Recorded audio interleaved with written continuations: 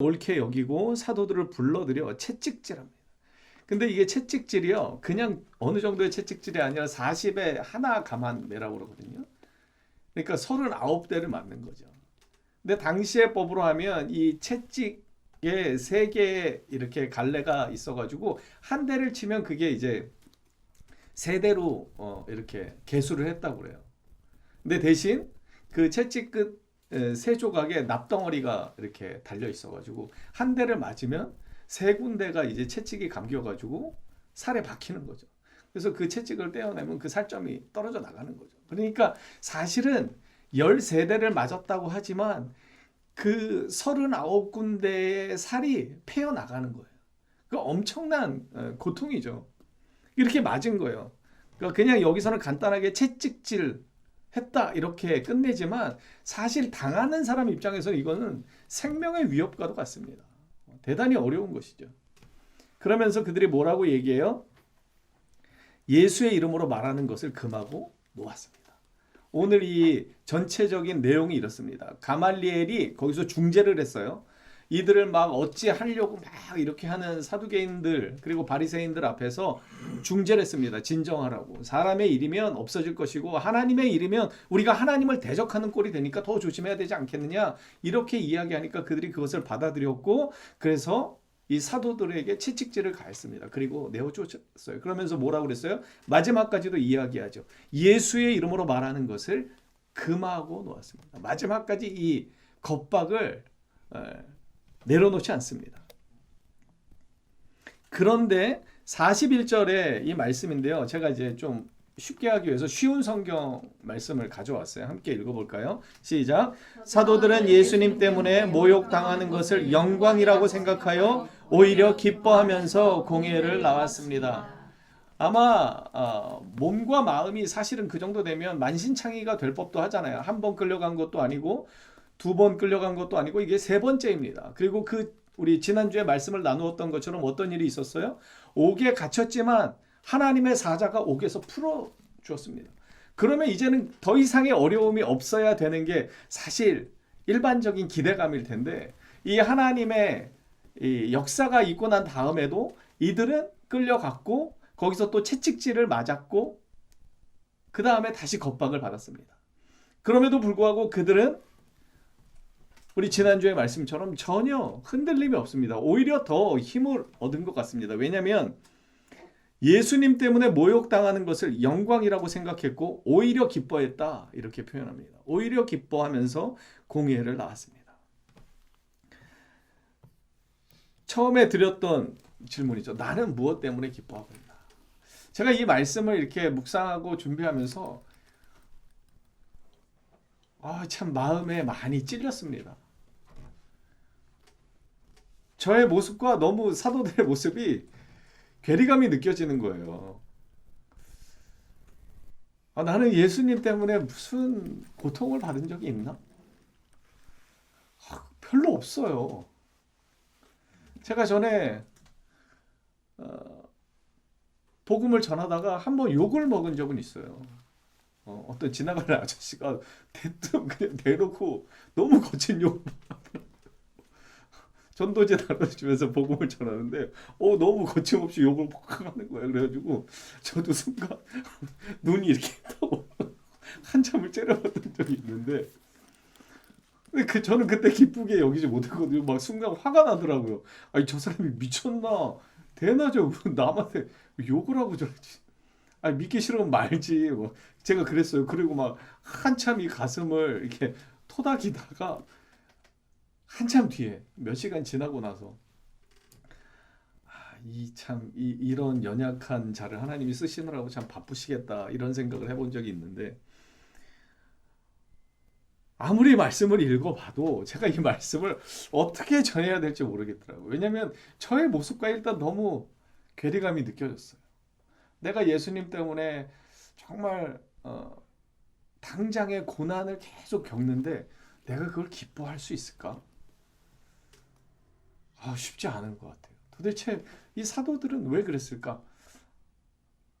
저도 예수님을 믿거든요. 저도 예수님을 참 사랑합니다. 그래서 제가 찬송을 부르면서 울기도 하고 이 자리에 나와서 기도하면서도 혼자 많이 울기도 하고 그러면서 참 누가 볼까 봐 이렇게 그런 적이 많이 있는데 저도 참 주님을 사랑하는데 근데 저는 그러지 못할 때가 너무 많이 있거든요. 그런데 여기 나오는 사도들은요. 정말 예수님 때문에 당하는 고난 자체를 영광으로 여겼다는 거예요. 그게 더 큰 기쁨이 되었다는 거예요. 도대체 이 사람들의 경지, 믿음의 경지는 도대체 어디에 있기에 이렇게 정말 고난 앞에서 이럴 수 있을까? 여러분 이게 쉽지 않거든요. 말하자면 우리의 먹고 사는 문제가 예수님 때문에 막히는 거예요. 내 자존심이 예수님의 이름 때문에 상하는 거예요. 우리 요즘 그런 말 많이 하죠. 자존감. 저는 자존감이라는 말 되게 싫어한다고 제가 여러 번 말씀드렸어요. 왜냐하면 이 자존감이라는 게 결국은 자존심이거든요. 그거를 이제 학자들이 이렇게 좀 그럴싸한 말로 바꿔낸 것이 자존감인데 결국은 자존심이라는 게 자기 사랑이거든요. 근데 우리는 이 자존심을 버리지 못할 때가 많이 있죠. 예수님을 사랑한다고 하면서도 저도 그렇습니다. 그런데 오늘 이 제자들은요. 정말 거기서 죄인처럼 채찍질에 맞았잖아요. 그리고 조롱당하고 겁박을 받았습니다. 생명의 위협을 느꼈죠. 그리고 우리가 이제 얼마 안 가면 스데반 집사가 등장하게 되는데 스데반 집사는 어때요? 죽임을 당합니다. 그런데 이 스데반 집사도 죽임을 당하는 그 순간에도 환한 얼굴로 이 생을 마감합니다. 어떻게 그렇게 할 수가 있었을까? 참 이해가 되지 않아서 제가 말씀을 참 계속 묵상하고 준비하면서 마음에 많이 걸렸습니다. 그럼에도 불구하고 제가 그럴 자격이 있기 때문에 말씀을 전하는 것이 아니라는 것을 다시 한번 전해드립니다. 저도 연약하고 죄인입니다. 그럼에도 불구하고 사도행전의 말씀은 사도들이 정말 무엇 때문에 기뻐했는가? 그리스도인들은 정말 무엇 때문에 기뻐해야 하는가를 우리에게 전하고 있습니다.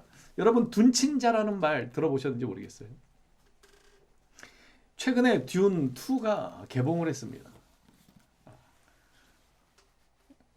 네, 영화예요.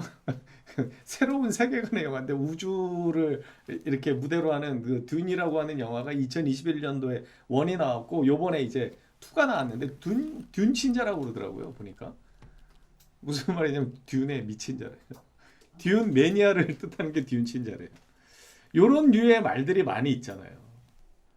그러면서 아니 도대체 영화가 얼마나 좋길래 이런 말들이 막 전 최근에 이런 말과 비슷한 것들이 저는 사람을 높이는 것 중에 뭐 어떤 개그맨을 뭐 윤우님이라고 하는 대단히 거북스럽더라고요. 어떻게 감히 하나님하고 사람을 이렇게 제가 이게 듄친자라는 이 말을 이렇게 들으면서 저는 그 친자라는 말을 생각해 봤습니다. 그리스도께 미친 자, 그 친자. 근데 좀 어감이 좀 안 좋더라고요. 그래서 그리스도인이라는 말을 생각해 봤어요. 그리스도인. 그리스도인은요. 안디옥 교회에 있을 때 처음에 등장했던 말인데 어떠한 뜻이냐면요. 그리스도에게 속한 자들, 그리스도의 종들. 그러니까 다시 말하면 그리스도의 완전한 추종자들이라는 의미가 있습니다. 크라이스트와 어디에 속했다라고 하는 이안이 붙어서 크리스찬이라고 이렇게 부르게 됐는데 이 말을 다시 말하자면 저는 이제 우리식대로 표현하자면 이런 것 같아요. 예수님의 매니아, 예수님께 미친 자가 바로 그리스도인이라는 것이죠. 그런데 우리가 누군가에게 미치면 어떻게 합니까? 우리가 손해보는 거 아랑곳하지 않습니다. 여러분 생각해 보십시오. 사람끼리도 연인끼리도 사랑에 눈이 멀면은요 그냥 뭐 아깝지 않습니다. 그 사람을 기쁘게 하는 것에 나의 무엇을 주든 무엇이 아깝겠습니까? 우리 이러한 사랑에 가장 가까운 게 부모님의 사랑이잖아요. 자식에게 뭘 준들 아깝겠습니까? 그러니까 우리가 진정한 그리스도인이라면 사실 그리스도께 드리는 모든 것이 기쁨이 될 수밖에 없는 것이죠. 자, 다시 한번 말씀드리면 그리스도인이라는 의미는 그리스도에게 모든 희망을 두고 그리스도만을 최종 목표로 하고 따르는 자들입니다. 우리의 목표가 그리스도가 되면 우리의 삶이 바뀌는 것이죠. 그런데 우리의 최종 목표는 여전히 어디에 있죠? 나에게 맞춰져 있습니다. 그래서 예수님 때문에 당하는 고난이 기쁘지 않은 거예요. 달갑지 않은 거예요. 그냥 힘들게만 느껴지는 거예요. 왜 언제까지 내가 여기서 고난받아야 됩니까? 내가 언제까지 손해봐야 됩니까? 왜요? 우리의 최종 목표는 예수님께 있지 않아요. 죄송하지만 저도 그런 것 같습니다. 목사인데도 그런 것 같아요. 내 최종 목표가 예수님께 있다면 예수님만 높임을 받으시고 예수님이 영광을 받으신다면 내가 망가지는 거 아무 상관이 없어야 되는데 우리는 어때요? 우리는 그냥 전전긍긍하게 바빠요. 내가 혹시 손해볼까 봐. 내가 혹시 망가질까 봐. 부끄럽지만 제가 전에 그런 고백을 했었던 적이 있죠. 저희 아버님하고 저하고 이게 사이가 안 좋을 때 저희 아버지가 술 드시는 거 제가 너무 진짜 머리 나기 싫어했거든요. 근데 그때 주님이 저한테 이렇게 물으셨던 적이 있어요. 너는 아버지를 사랑하냐고. 근데 제가 대답을 못했다고 그랬잖아요. 3번 주님이 저한테 물으셨어요. 너는 아버지를 사랑하냐고. 근데 저는 대답을 못하겠더라고요. 근데 그때 주님이 저에게 주셨던 말씀이 그거였어요. 근데 나는 너를 그냥 사랑한다. 제가 거기에 이제 무릎을 꿇었습니다. 그리고 저도 아버지를 그냥 사랑하기로 작정했어요. 그러고 나니까 관계가 회복이 되더라고요. 여러분, 주님은 우리를 그냥 사랑하시잖아요. 그냥 사랑하시는 정도가 아니라 우리를 위해서 무엇을 내어주신 분이십니까? 모든 것을 내어주신 분이세요. 그래서 이것을 너무나 잘 알고 있었기 때문에 이 제자들은요, 예수님이 그들의 삶의 목적이 되었고 모든 것이 되었습니다. 그렇기 때문에 이렇게 고백할 수 있는 거예요. 그 이름을 위해서 능욕받는 일에 합당한 자가 된 것, 그것이 기쁨인 것이죠. 예수님의 편에서 설 수 있다는 것 자체가 그들에게는 기쁨이고 감사고 영광이 되었던 것입니다. 우리가 이 믿음의 자리에까지 나아가야 됩니다. 저도 마찬가지고 여러분도 마찬가지입니다. 여전히 내 목표가 나에게 맞춰져 있으면 우리는 주님의 영광을 위해서 헌신할 수가 없어요. 기쁨의 이유, 우리의 기쁨의 이유가 예수님께 있어야만 우리는 정말 이 제자들처럼 사도들처럼 생명의 위협 가운데서도 이 복음을 증거하는 사역을 계속해서 감당해낼 수 있는 것입니다. 여러분, 로마서 5장 유명한 말씀이죠. 우리가 환난 중에도 즐거워해야 하는 이유에 대해서 이야기하는데 환난은 인내를, 인내는 연단을, 연단은 소망을 이루는 줄 압니다. 근데 이 소망이 결국은 어디로 이어지냐면요, 소망이 우리를 부끄럽게 하지 않는 이유에 대해서 설명하는데 우리에게 주신 성령으로 말미암아 하나님의 사랑이 우리의 마음에 부어졌대요. 성령이 우리의 마음에 부어져서 성령으로 하여금 우리가 무엇을 깨닫게 되냐면요, 제가 쉬운 성경으로 갖고 왔는데, 자, 10절 한번 읽어볼까요? 시작. 우리가 하나님과 원수가 되었을 때도 그리스도의 죽음을 통해 하나님과 화해하게 되었다면 이렇게 하나님과 화목을 누리고 있는 사람들이 그분의 생명으로 말미암아 구원을 받게 될 것은 더욱 확실합니다. 시련을 통해서 인내하게 되고 인내를 통해서 소망을 얻게 되는데 이 소망이 결국은 무엇을 바라보게 하는가? 우리의 구원의 확실함을 바라보게 한다는 것이죠. 그래서 이 믿음의 사람들이 이 시련을 기쁘게 여겨야 한다고 역설하는 것입니다. 11절에 보면 이뿐만 아니라 우리는 이제 우리 주 예수 그리스도를 통해서 하나님 안에서 즐거워해야 합니다. 왜냐하면 예수 그리스도로 말미암아 이제 우리는 하나님과 화해하게 되었기 때문입니다. 여러분, 하나님과 화해하게 되었다는 게 무엇입니까? 하나님과 나와의 관계가 좋아졌다는 것입니다. 여러분, 우리가 하나님과 화해하기 전에는 어땠어요? 하나님의 진노 아래 있는 거예요. 그리고 하나님과 원수 되었다라고 로마서 5장에서 이야기하잖아요. 우리가 죄인 되었을 때, 연약할 때 죄인 되었을 때, 원수 되었을 때. 여러분, 원수가 뭐죠? 원수는요, 내가 죽기를 바라는 거예요. 원수는 내가 파멸하기를 바라는 거예요.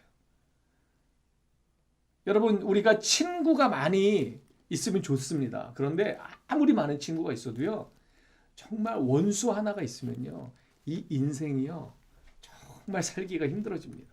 여러분 생각해 보세요.